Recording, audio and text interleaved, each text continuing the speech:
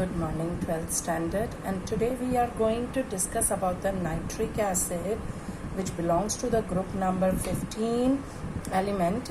And basically beta, as all of us we know कि nitrogen जो होता है that forms a number of oxo acids such as hyponitrous acid, nitrous acid जिसे HNO2 भी कहा जाता है, और नाइट्रिक एसिड HNO3, जिनमें से कि सबसे इम्पॉर्टेंट हमारे पास क्या आता है, nitric acid. So today we are going to discuss about it. अगर हम प्रिपरेशन की बात करते हैं तो लेबॉर्ट्री के अंदर ये लैब प्रिपरेशन है, ये लेबॉर्ट्री, ठीक है.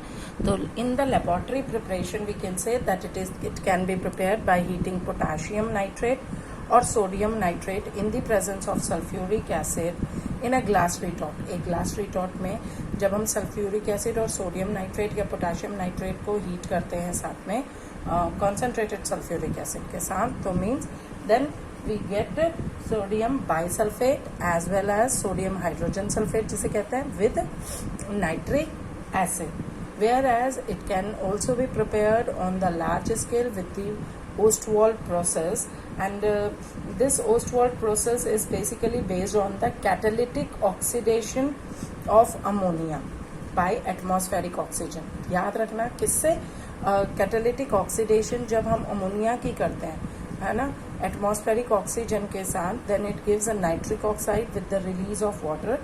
जो नाइट्रिक ऑक्साइड इस केस में फॉर्म्ड होती है, this nitric oxide that further combines with the oxygen and gives nitrogen dioxide, which ये 2NO plus oxygen NO2 बन गया. ये further nitrogen dioxide when dissolved in water, then it gives the required amount of nitric acid in aqueous solution. ठीक है, जबकि जो ये nitric oxide यहाँ बनती है, इसे फिर से ओस्टवाल्ड प्रोसेस के ड्यूरिंग रिसाइकल किया जाता है, और एक्वस नाइट्रिक एसिड को बेटा हम कभी भी कॉन्सेंट्रेट कर सकते हैं, माने उसकी परसेंटेज बढ़ा सकते हैं by distillation up to 68% by mass. 68% mass मतलब कि इसकी वाटर के अंदर कंसंट्रेशन हम कितनी रख सकते हैं, 68% रख सकते हैं. तो पहली स्टेप में अमोनिया रिएक्ट किया ऑक्सीजन के साथ इन द प्रेजेंस ऑफ प्लैटिनम और रोडियम इन अ गॉज कैटलिस्ट एट 500 केल्विन 9 बार पे नाइट्रिक ऑक्साइड प्लस वाटर बना. फिर नाइट्रिक ऑक्साइड ऑक्सीजन के साथ कंबाइन करके आपका नाइट्रोजन डाइऑक्साइड बना. नाइट्रोजन डाइऑक्साइड को फर्दर वाटर के साथ कंबाइन करा के nitric acid plus nitric oxide बना. ठीक है, तो ये नाइट्रिक ऑक्साइड क्या है, it is present in aqueous. किस में रहेगा, एक्वस में. और नाइट्रिक ऑक्साइड गैसियस है, जो कि दोबारा से रिसाइकलिंग के लिए प्रोसेस में ओस्टवाल्ड प्रोसेस में भेज दी जाएगी.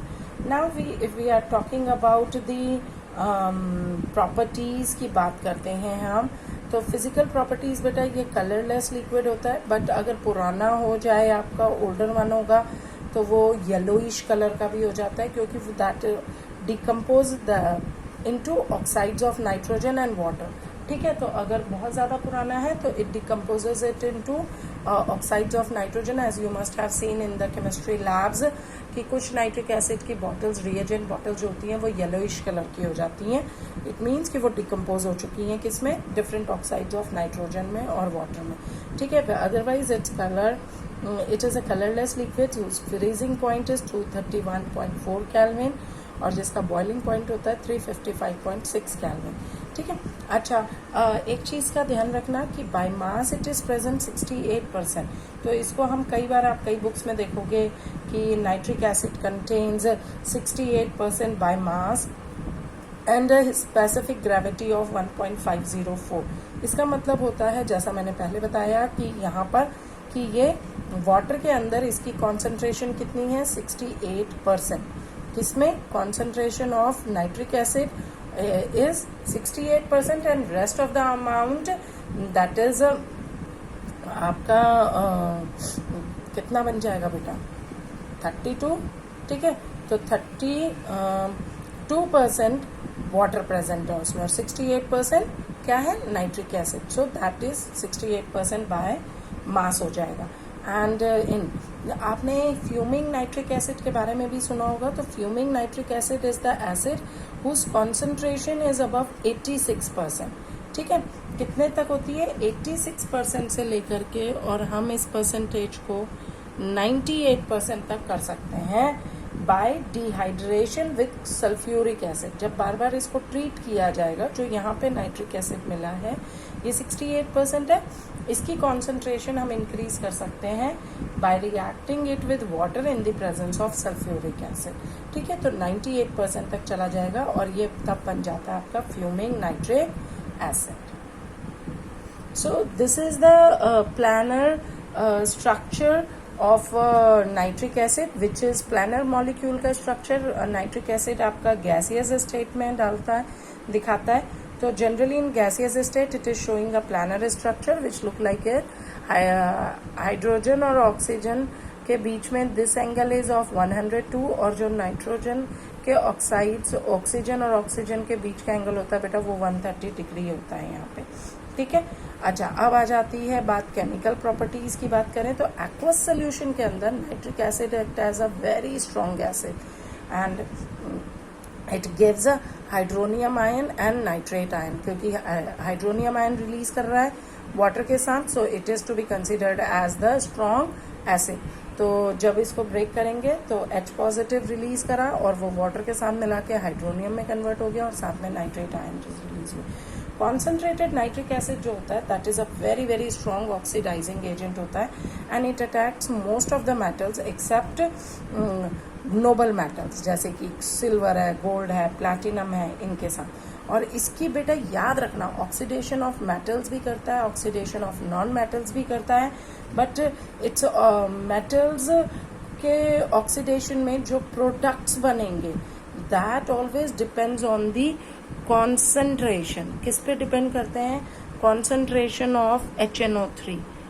ठीक है, इसकी कॉन्सेंट्रेशन पे डिपेंड करेंगे। जैसा आप देख सकते हो कॉपर जब डाइल्यूट नाइट्रिक एसिड के साथ रिएक्ट करा रहा है तो it oxidises it's into copper nitrate with release of nitric oxide, whereas when it reacting with copper reacting with concentrated nitric acid then it is forming a nitrogen dioxide।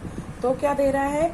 Nitrogen dioxide दे रहा है। So it depends oxidation में क्या products बनेंगे, ये depend कर रहा है concentration of nitric acid और साथ में टेम्परेचर, जो कि वैसे यूजुअली हम नॉर्मली रखते हैं, and nature of material which undergoes oxidation, कि आपका ऑक्सीडेशन के अंडरगोज कौन कर रहा है। ठीक है, तो उस पर भी डिपेंड करता है। फाइन, सो जब डाइल्यूट नाइट्रिक एसिड के साथ कॉपर रिएक्ट किया, so it gives copper nitrate is same in both the cases, water is same, but when it is reacting with dilute HNO3 it gives nitric oxide, whereas when it reacts with concentrated nitric acid then it gives nitrogen dioxide। Similarly अगर zinc के साथ कराते हैं तो when zinc is reacting with dilute nitric acid then it is giving nitrous oxide, whereas when zinc is reacting with concentrated nitric oxide then nitric acid then it gives nitrogen dioxide with the release of zinc nitrate and water। तो zinc nitrate and water दोनों cases में आया, लेकिन nitrous oxide और nitrogen dioxide, nitrous oxide that gives in the dilute case, whereas nitrogen dioxide is obtained in the case of concentrated। So please ये reactions बहुत important है, ये complete the equation करके आती हैं। You have to be very careful, either dilute is asking और concentrated is asking. ठीक है, नेक्स्ट है यहाँ पे आता है कि कुछ मेटल्स जो होते हैं, यूजुअली सारे मेटल्स इसके साथ ऑक्सीडाइज हो जाते हैं, लेकिन कुछ मेटल्स जैसे कि क्रोमियम है, एल्यूमिनियम है, they do not dissolve in concentrated nitric acid because they as they come in the contact of a concentrated nitric acid they form a very thin layer of oxide on its surface and which prevents further reaction। ठीक है, अब अगर हम बात करते हैं, जैसा मैंने कहा that concentrated nitric acid that oxidizes non metals also। ठीक है, concentrated nitric oxide, concentrated nitric acid dilute नहीं करता, concentrated nitric oxide oxidizes non-metals and their compounds also, like iodine के साथ जब concentrated nitric acid आपका रिएक्ट करता है बेटा तो आयोडिक एसिड में इसको कन्वर्ट कर देता है with the release of nitrogen dioxide, जो कि हमेशा हो रही है, and water। ठीक है, ये देखो ध्यान से, nitrogen dioxide is forming in each case से और वाटर भी बनेगा, लेकिन कॉम्प्लेक्स नॉन मेटल को या नॉन मेटल के कंपाउंड को कन्वर्ट कर देगा किसमें, आपके किसी भी कंपाउंड्स में फर्दर ऑक्सीडाइज कर देगा। तो iodine is oxidized into iodic acid, carbon is oxidized into carbon dioxide, sulphur is oxidized into sulphuric acid और phosphorus is oxidized into phosphoric acid. बेटा ये रिएक्शंस आपको याद करनी है। नाइट्रोजन डाइऑक्साइड वाटर जो है देखो सब में मेन प्रोडक्ट ही है, साथ में जो कन्वर्जन हो रही है वो याद रखो कि आयोडीन आयोडिक में चेंज हो रहा है, कार्बन CO2 में हो रहा है, सल्फर सल्फ्यूरिक में हो रहा है और फॉस्फोरस H3PO4 में हो रहा है। सिर्फ इतना याद रखिए, ठीक है। नेक्स्ट आ जाता है हमारा brown ring test. This is a test which is we used in the labs to identify that in a salt whether nitrate is present और नॉट। सो ये बेसिकली नाइट्रेट की आइडेंटिफिकेशन के लिए यूज किया जाता है और एनायन होता है हमारा नाइट्रेट, जैसा हमने पढ़ा हुआ है। तो नाइट्रेट की कंफर्मेशन के लिए ब्राउन रिंग टेस्ट किया जाता है बेटा, और ये नाइट्रेट्स के लिए होता है और ये डिपेंड करता है एबिलिटी ऑफ आयरन पे, Fe2 पॉजिटिव। फेरस से अगर फेरस नाइट्रेट्स को रिड्यूस कर दे नाइट्रिक ऑक्साइड में, ठीक है, और फॉर्म करे brown complex compound, brown coloured complex compound, जैसे कि हम नाइट्रोसिल कंपाउंड भी कहते हैं, तो आपका क्या बनेगा, then that is the confirmation of nitrate. अगर मैं दोबारा समझा दूं, अगर किसी हम कह रहे हैं जैसे सपोज हमने कोई कंपाउंड ले लिया, पोटेशियम नाइट्रेट ले लिया और उसका हम टेस्ट करना चाह रहे हैं कि इसमें नाइट्रेट प्रेजेंट है, नाइट्राइट प्रेजेंट है, क्लोराइड प्रेजेंट है, तो हम ब्राउन रिंग टेस्ट करेंगे। कैसे करेंगे, हम सिंपली अपना सॉल्ट लेंगे एक टेस्ट ट्यूब के अंदर, फिर उसमें हम आपका सल्फ्यूरिक एसिड, उसमें हम ferrous sulphate in the form of solid डालेंगे and then gradually at 60 degree angle we will add a concentrated sulphuric acid in it, ठीक है। हमारा concentrated sulphuric acid side of the test tube से हम add करते चलेंगे, और अगर हमारे जंक्शन पे बेटा मतलब इन बिटवीन 2 लेयर्स, ठीक है, सॉल्यूशन की और सल्फ्यूरिक एसिड की लेयर के बीच में अगर हमारी ब्राउन कलर की एक ब्यूटीफुल रिंग फॉर्म्ड होती है इस कंपाउंड की, देन इट मीन्स कि जो सॉल्ट हमने स्टार्टिंग में लिया था उसमें क्या प्रेजेंट है, नाइट्रेट प्रेजेंट है। तो उसकी केमिस्ट्री यही होती है कि जो नाइट्रेट प्रेजेंट होता है वो फेरस सल्फेट लिया था आपने, और H2SO4 में से H positive ions react with each other, oxidise करा नाइट्रेट को नाइट्रिक ऑक्साइड में, रिड्यूस किया नाइट्रेट को नाइट्रिक ऑक्साइड में और कन्वर्ट किया फेरिक में, फेरस से फेरिक में कन्वर्ट हुआ। दिस इज फिर जो वाटर के साथ आपका जो ये बना था फेरस आयन, वो NO के साथ इस नाइट्रिक ऑक्साइड के साथ रिएक्ट करके एक ब्राउन कलर का कंपाउंड बनाएगा और उसे हम नाइट्रोसिल कंपाउंड कहेंगे विद वाटर, ठीक है। So this is the whole chemistry.